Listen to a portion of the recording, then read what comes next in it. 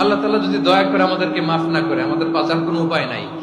আপনি কি ভেবেছেন আপনার নামাজ দিয়ে আপনি জান্নাতে যাবেন?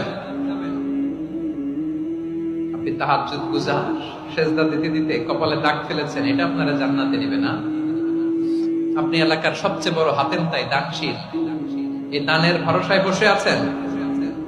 কশিন কালো আমাদের নামাজ, আমাদের রোজা, আমাদের ইবাদত, এগুলোকে মিজানের পাল্লায় উঠালে কোনো ওজনই হবে না। তবে আমাদের একটা কৌশল জানা আছে, আমরা আল্লাহর রহমতের ভিখারি। আমরা সেদিন আগেই গুনার স্বীকৃতি দিয়ে দেব।